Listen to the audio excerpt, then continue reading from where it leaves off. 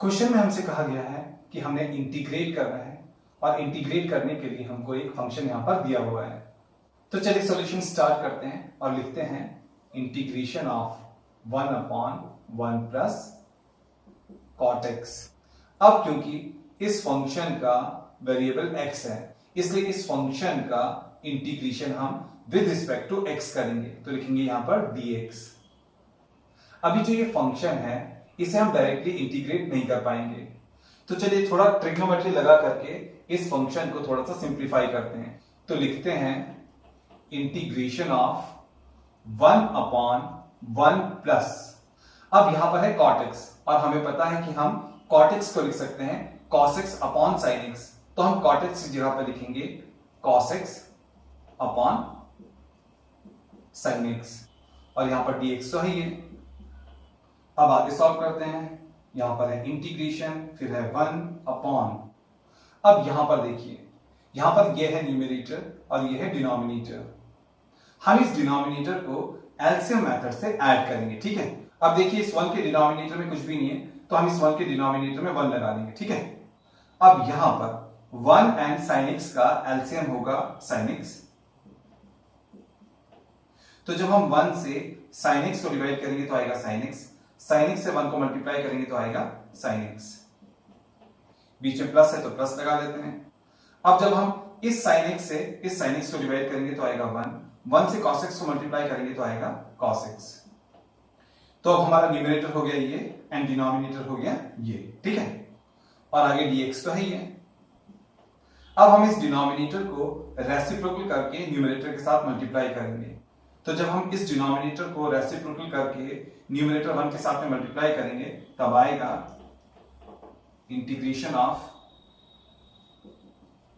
sin x upon sin x plus cos x और आगे तो dx है ही है। अब यहां पर हमने इस फंक्शन को काफी हद तक सिंप्लीफाई कर दिया है। अब हम इसको थोड़ा सा और मॉडिफाई करेंगे ताकि ये आसानी से इंटीग्रेट हो जाए, ठीक है। इसके लिए क्या करेंगे हम, इसके लिए हम न्यूमरेटर को 2 से मल्टीप्लाई करेंगे और इंटीग्रेशन के बाहर पर हम 1/2 लगा लेंगे। ये 2 इस 2 को कैंसिल आउट कर सकता है, ठीक है। इसलिए हमारा जो ये टोटल इंटीग्रेशन है अभी वेल बैलेंस्ड है, अभी इस पूरे इंटीग्रेशन में कोई इम्बैलेंसिंग हमने नहीं की है, ठीक है।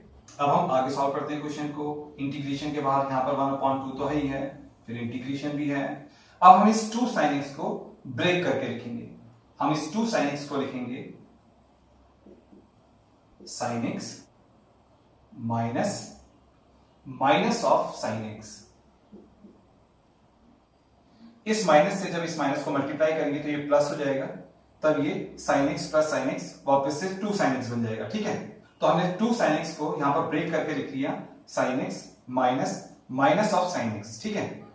अब हम इस sin x के साथ में प्लस cos x कर देते हैं और इस माइनस sin x के आगे cos x लगा देते हैं। अब जब हम इन दोनों स्मॉल ब्रैकेट्स को ओपन करेंगे तो माइनस cos जो हो जाएगा माइनस cos, जो कि इस प्लस cos से कैंसिल आउट हो जाएगा, और माइनस माइनस जो हो जाएगा प्लस, ये बन जाएगा plus sin x plus sin x हो जाएगा 2 sin x, तो हमें वापस से 2 sin x मिल जाएगा। तो यहां पर हमने 2 sin x को ब्रेक करके लिख लिया है sin x plus cos x minus of cos x minus sin x। अब हम डिनोमिनेटर को लिखते हैं,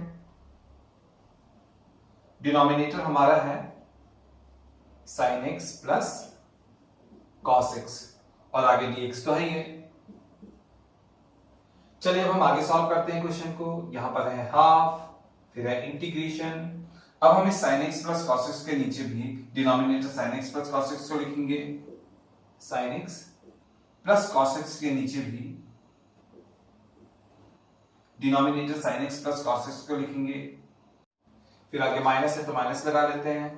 अब हम cos x minus sin x के नीचे भी denominator sin x plus cos x को लिखेंगे, cos x minus sin x के नीचे denominator sin x plus cos x को लिखेंगे और आगे dx तो है ही है। अब यहां पर sin x plus cos x divided by sin x plus cos x है, तो जब sin x plus cos x को sin x plus cos x divide करेगा तो आएगा 1। चलिए अब हम आगे सॉल्व करते हैं क्वेश्चन को। अब हम इस पूरे स्टेप को यहां पर वापस से नोट डाउन कर लेते हैं। ये पूरा स्टेप है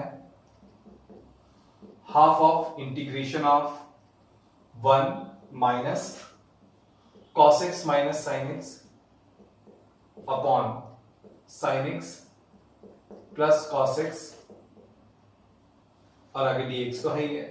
अब देखिए हम जिस फंक्शन का इंटीग्रेशन करने जा रहे हैं उस फंक्शन में दो टर्म्स हैं, तो हम इन दोनों टर्म्स का अलग अलग इंटीग्रेशन करेंगे। ठीक है, तो हम लिखेंगे हाफ यहां पर कॉमन है। ठीक है, अब हम लिखते हैं इंटीग्रेशन ऑफ 1 और dx इसके साथ में भी मल्टीप्लाई हो जाएगा और dx इसके साथ में भी मल्टीप्लाई हो जाएगा। ठीक है, तो जब dx 1 के साथ में मल्टीप्लाई हो जाएगा तो बन जाएगा integration of 1 dx, integration of 1 dx।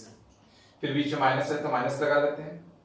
अब हम इस सेकंड टर्म का इंटीग्रेशन करेंगे, तो लिखेंगे integration of cos x minus sin x upon sin x plus cos x और इसके साथ में भी dx लगेगा। ठीक है, चलिए अब हम आगे सॉल्व करते हैं क्वेश्चन को। यहां पर है हाफ, फिर है ब्रैकेट। ब्रैकेट के भीतर सबसे पहले है इंटीग्रेशन ऑफ 1 dx। और स्टूडेंट्स जैसा कि हम जानते हैं d by dx of x होता है 1। सिर्फ d by dx of x ही 1 नहीं होता है, हम d by dx of x plus 1 करेंगे तब भी हमको मिलेगा 1, क्योंकि d by dx of x तो 1 होता है, लेकिन d by dx ऑफ 1 क्या होता है 0, तो 1 प्लस 0 तो 1 हो जाएगा, यानी कि d by dx of x plus 1 भी 1 आएगा। ऐसे ही अगर हम d by dx of x plus any constant on c ले लें तो भी डिफरेंशिएशन आएगा 1, क्योंकि d by dx of x आएगा 1 and d by dx of c आ जाएगा 0, तो ये 1 प्लस 0 हो जाएगा 1। तो हमने देखा कि d by dx of x plus c होता है 1, और हम जानते हैं कि इंटीग्रेशन डिफरेंशिएशन का रिवर्स होता है, इसलिए integration of 1 with respect to x हो जाएगा x प्लस c।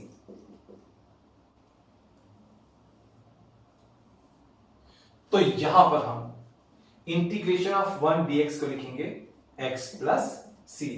अब यहां पर जो ये कांस्टेंट हमको ऑब्टेन हुआ है वो फर्स्ट टर्म के इंटीग्रेशन से ऑब्टेन हुआ है, इसलिए हम इस c को c1 लेंगे। ठीक है, अब हम सेकंड टर्म के इंटीग्रेशन पर आते हैं। अब यहां पर माइनस है तो माइनस लिख लेते हैं। अब यहां पर हमारे पास में है integration of cos of x minus sin x upon sin x plus cos x dx। अब स्टूडेंट्स हम इस डिनोमिनेटर को t सपोज करेंगे, तो लिखते हैं that sin x plus cos x is equals to t। चलिए अब हम इस इक्वेशन का डिफरेंशिएशन कर लेते हैं, लिखते हैं डिफरेंशिएटिंग बोथ साइड्स। तो जब हम लेफ्ट हैंड साइड का डिफरेंशिएशन करेंगे, लेफ्ट हैंड साइड में सबसे पहले यहां पर हमारे पास में है sin x, तो sin x का डिफरेंशिएशन होगा cos x। अब इसके आगे है प्लस cos x, तो जब हम cos x का डिफरेंशिएशन करेंगे तो आएगा minus sin x, minus sin x को प्लस के साथ में मल्टीप्लाई करेंगे तो आएगा माइनस sin x, क्योंकि हमने इस लेफ्ट हैंड साइड का डिफरेंशिएशन x के रिस्पेक्ट में किया तो हम इसके आगे लगाएंगे dx। अब हम राइट हैंड साइड में आते हैं, राइट हैंड साइड में है t का डिफरेंशिएशन हो जाएगा dt। चलिए अब हम आगे सॉल्व करते हैं क्वेश्चन को। यहां पर हाफ है तो हाफ लिख लेते हैं, फिर यहां पर ब्रैकेट है, फिर यहां पर है x प्लस c1, फिर है माइनस, फिर है इंटीग्रेशन। अब यहां पर हमारे पास में है cos x minus sin x dx। cos x minus sin x dx को यहां पर हमने dt निकाला है, तो हम cos x minus sin x dx की जगह पर यहां से dt पुट अप करेंगे, और डिनोमिनेटर में है sin x plus cos x, और यहां पर हमने sin x plus cos x को सपोज किया है t, तो हम sin x plus cos x की जगह पर यहां पर लिखेंगे t। चलिए अब हम आगे सॉल्व करते हैं क्वेश्चन को। हाफ हम एज इट इज लिखेंगे, फिर ब्रैकेट है तो ब्रैकेट लगा लेते हैं। अब यहां पर है x प्लस c1, फिर है माइनस। अब यहां पर है integration of dt by t, और स्टूडेंट्स जैसा कि हम जानते हैं integration of 1 upon x dx होता है log mod x प्लस सी। अब आप यहां पर ध्यान से देखिए, यहां पर है dt बाई टी, हम dt बाई टी को लिख सकते हैं 1 अपॉन टी dt, ठीक है। तो हम dt बाई टी को लिखेंगे 1 अपॉन टी dt, ठीक है। अब integration of 1 upon x dx होता है log mod x प्लस सी, इसलिए integration of 1 upon T dt होगा log mod t प्लस सी। अब ये हमको सेकंड टर्म के इंटीग्रेशन से मिला है, ठीक है। ये कांस्टेंट टर्म सी हमको सेकंड टर्म के इंटीग्रेशन से मिला है, तो हम इसको C2 लेंगे। चलिए अब हम आगे सॉल्व करते हैं क्वेश्चन को। अब यहां पर है हाफ, फिर है ब्रैकेट, फिर है x प्लस C1। अब हम इस स्मॉल ब्रैकेट को ओपन करेंगे, ठीक है। ब्रैकेट के बाहर माइनस है, तो माइनस से ब्रैकेट के भीतर मल्टीप्लाई करेंगे। माइनस से जब हम log mod t को मल्टीप्लाई करेंगे तो आएगा minus log mod t, minus plus हो जाएगा माइनस C2। अब देखिए स्टूडेंट्स, यहां पर है t, और t हमने सपोज किया था sin x plus cos x को, तो हम t की जगह पे लिखेंगे sin x plus cos x। तो हम t की जगह पे लिखेंगे sin x plus cos x। अब हम हाफ से ब्रैकेट के भीतर मल्टीप्लाई करेंगे और इस ब्रैकेट को ओपन करेंगे। तो जब हम हाफ से x को मल्टीप्लाई करेंगे तो हो जाएगा x बाई 2। फिर जब हम हाफ से प्लस C1 को मल्टीप्लाई करेंगे तो हो जाएगा C1 बाई 2। फिर जब हम हाफ से इस टर्म को मल्टीप्लाई करेंगे तो हो जाएगा minus half log mod sin x plus cos x mod close. Half से माइनस C2 को मल्टीप्लाई करेंगे तो हो जाएगा माइनस C2 बाई 2। अब देखिए C1 एंड C2 ये दोनों कांस्टेंट टर्म है, ये दोनों इंटीजर्स होते हैं, इसलिए C1 बाई 2 भी एक इंटीजर होगा, माइनस C2 बाई 2 भी एक इंटीजर होगा, और इंटीजर माइनस इंटीजर भी एक इंटीजर होगा, यानी कि एक कांस्टेंट टर्म होगा। तो हम लिखेंगे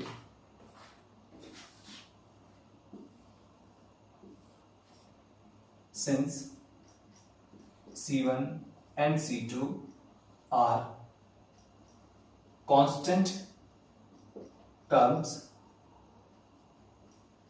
therefore C1 by 2 minus C2 by 2, C1 by 2 minus C2 by 2 भी एक कांस्टेंट टर्म होगा, और इसको हम कैपिटल C से डिनोट करेंगे, ठीक है। ये C भी एक कांस्टेंट टर्म है।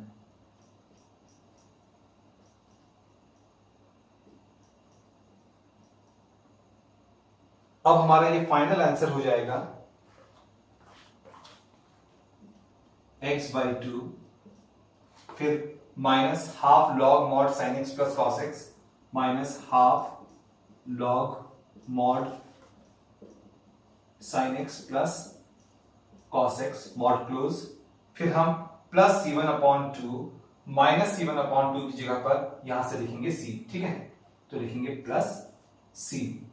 तो ये आ गया हमारे इस फंक्शन का इंटीग्रेशन, तो ये आ गया हमारा फाइनल आंसर, ठीक है।